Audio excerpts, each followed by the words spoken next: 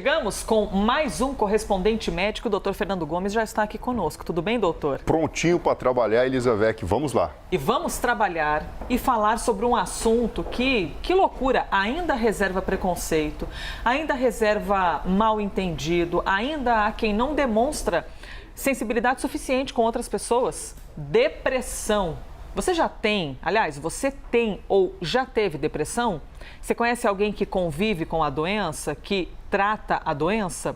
Nós estamos falando isso por este motivo. O Instituto de Psiquiatria do Hospital das Clínicas da Universidade de São Paulo estuda técnicas sem usar medicamentos que podem ser alternativas para o tratamento da depressão. Pois é, essa é uma doença, gente, atenção, que atinge cerca de 15% da população mundial. É muita gente.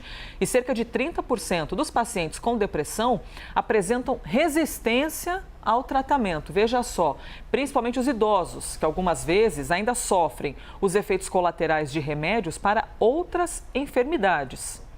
Doutor Fernando Gomes, tem várias questões que eu gostaria de tratar aqui com o senhor, essa questão da resistência, né, das pessoas que não procuram ajuda, mas vamos falar primeiro da alternativa que vai além da medicação, né, um tratamento diferente para tratar da depressão. Como ele funciona? Bom, a gente sabe, Elisa, que a depressão ela carrega realmente muito preconceito da própria pessoa, muitas vezes de quem está em volta.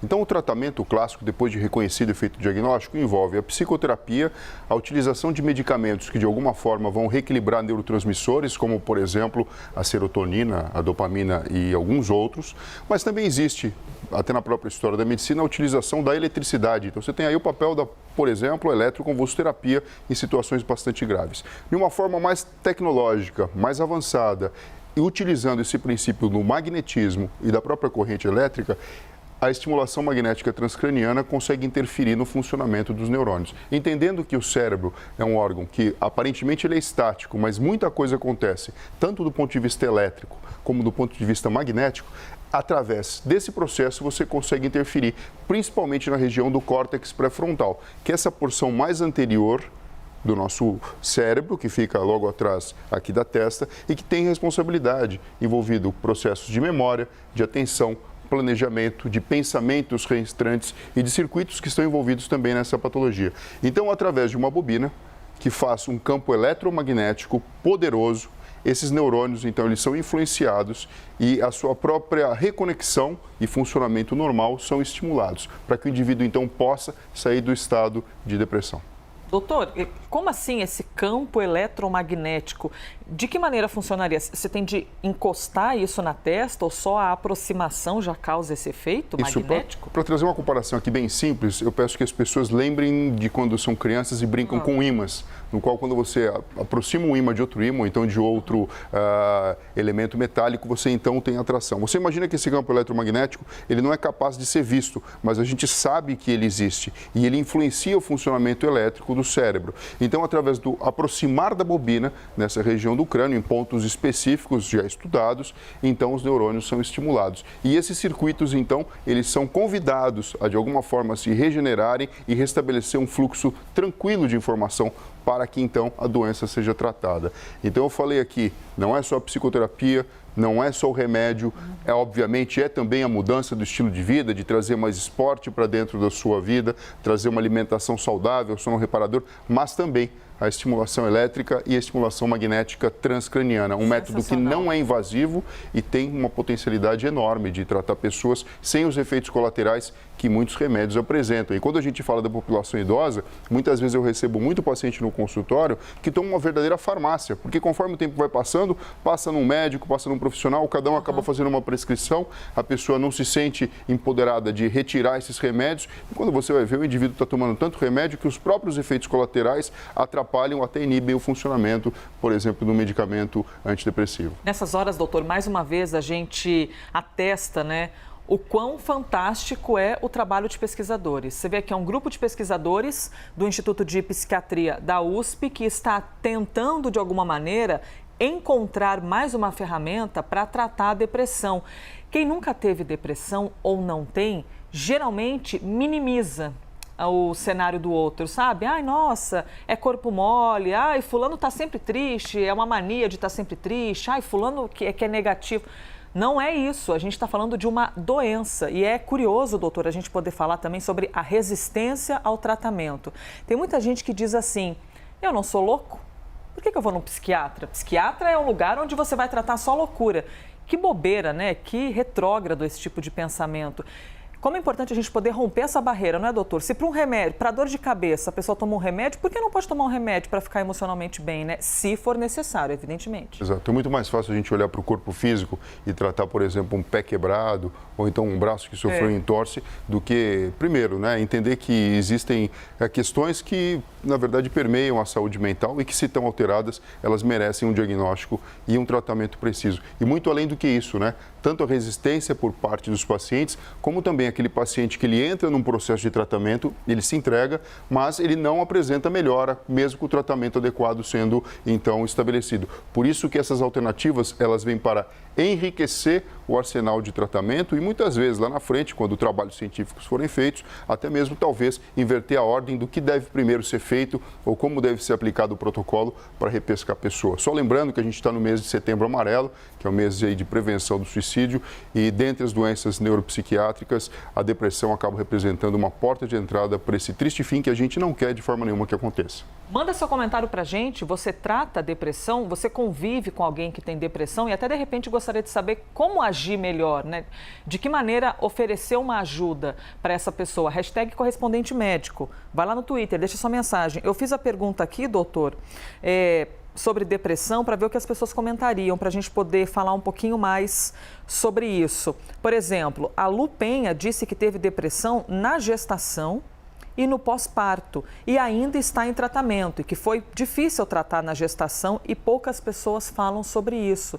É curioso como a depressão, a pessoa, como o senhor já explicou, ela pode já nascer com uma predisposição ou de repente desenvolver em cima de um acontecimento específico. No caso dessa telespectadora, a Lu Penha, foi durante a gestação. Isso também é comum, doutor? É comum. Existem pontos da vida do ser humano que a gente já sabe que representam uma fragilidade maior e um maior desafio de lidar com a resiliência emocional. Então, por exemplo, a adolescência é uma delas.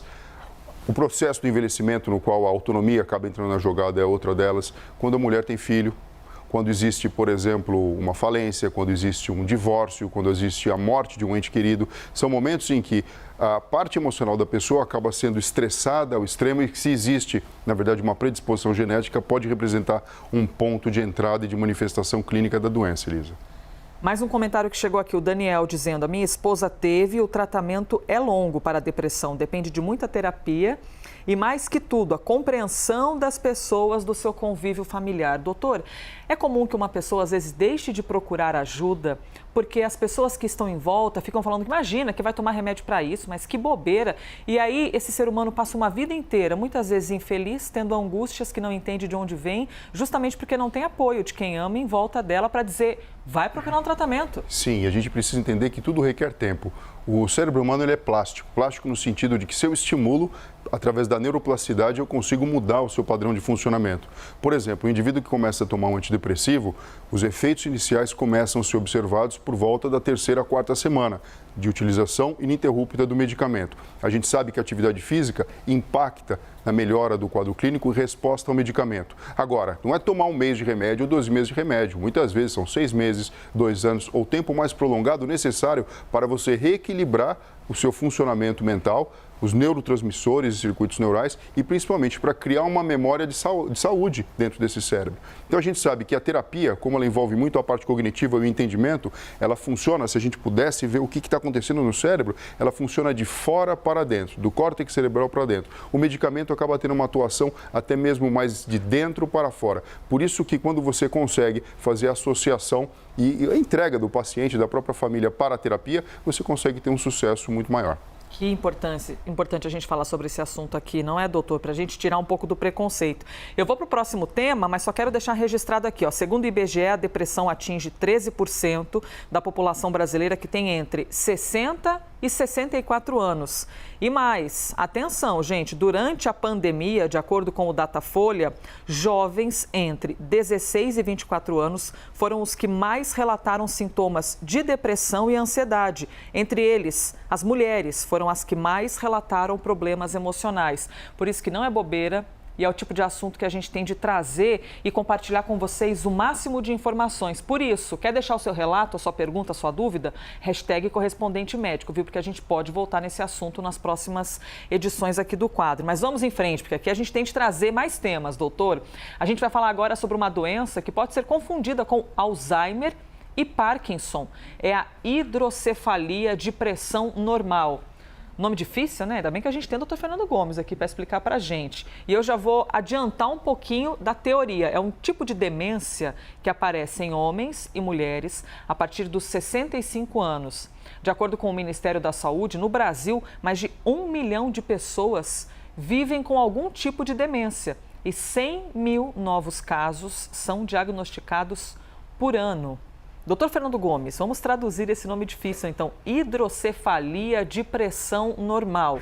Acomete a quem? De que maneira? Bom, hidrocefalia é uma palavra que deriva do grego hidro de água, céfalo de cabeça. Então, quando existe o acúmulo anormal de líquido dentro da cabeça, principalmente em pacientes na terceira idade, com mais de 65 anos de idade, a gente tem a hidrocefalia considerada depressão normal, qual não se manifesta dor de cabeça, não se manifesta perda visual, nem coma.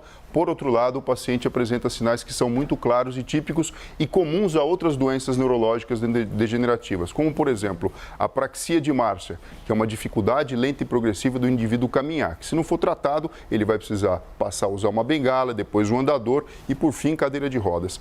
Incontinência urinária. O indivíduo começa, no período da noite, a acordar várias vezes para ir ao banheiro, até que fica muito frequente e até mesmo a necessidade de usar fralda que se mostra presente. E, por fim, a alteração da memória e atenção, principalmente memória de curto prazo, o que confunde muitas vezes com a doença de Alzheimer, com o mal de Alzheimer. Por isso que é tão importante fazer o diagnóstico, porque é através de uma neurocirurgia, no qual você ajuda o cérebro a funcionar melhor, colocando um sistema que tira o excesso de líquido da cabeça através do mecanismo valvulado e de um tubo muito pequeno de silicone fino, é levado então esse líquido para a cavidade abdominal, de modo que você equilibra as pressões, esse acúmulo de líquido que comprime o cérebro e faz com que ele funcione de forma alterada, dando essa manifestação clínica, que é a questão da marcha, da continência urinária, da memória, volta a funcionar de uma forma adequada quando você tem esse líquido e essa pressão equilibrada. Derivação ventrículo-peritoneal é o nome do tratamento para essa doença.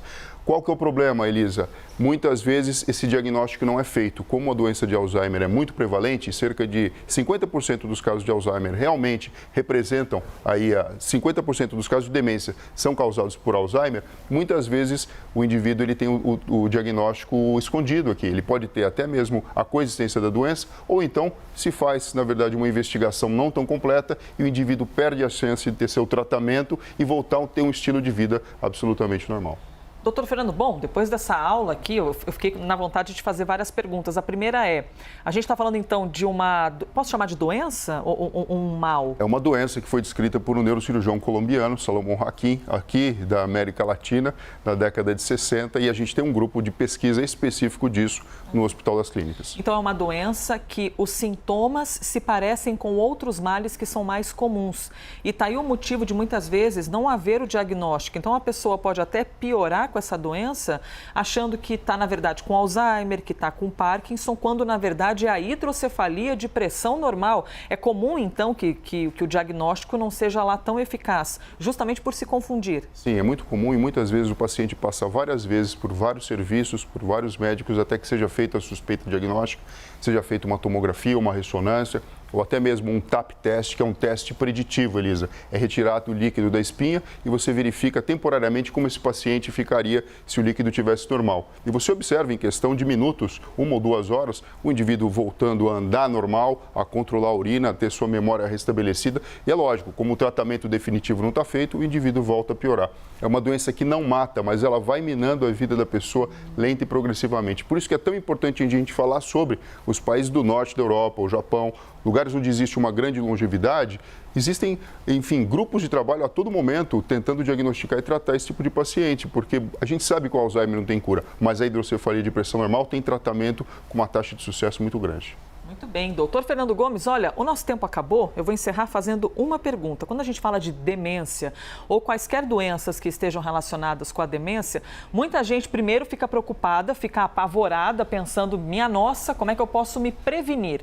Então, eu encerro lhe perguntando, doutor, se o senhor pudesse deixar uma dica assim, de prevenção da demência, para quem puder fazer algum tipo de atividade para evitar, qual seria? Do tipo assim, palavra cruzada? O que as pessoas mais fazem para se Primeira coisa, ter um estilo de vida saudável. Segunda, ter movimento dentro da sua vida. Então, atividade física ajuda. E terceiro, sempre alimentar a sua curiosidade, aprender o máximo número de coisas possíveis, entendeu? Ser curioso em aprender a dançar, aprender a pintar, em ler livro, assistir televisão. Deixar a cabeça enfim, ativa. Ativa sempre. A curiosidade faz com que a gente tenha nosso cérebro refrigerado e criemos, então, mecanismos diferentes de funcionamento da mente para proteger caso a gente tenha um diagnóstico lá para frente. Muito bom. Dica, então, do Dr. Fernando Gomes aí para tentar prevenir a demência, porque a gente quer viver muito, mas quer ter qualidade de vida, né? Tentar evitar alguns probleminhas. Obrigada, viu, doutor, por mais um dia. Bom, obrigado a você, Elisa. Pessoal, se cuidem e até breve. Obrigada pela sua participação de sempre neste que foi mais um Correspondente Médico.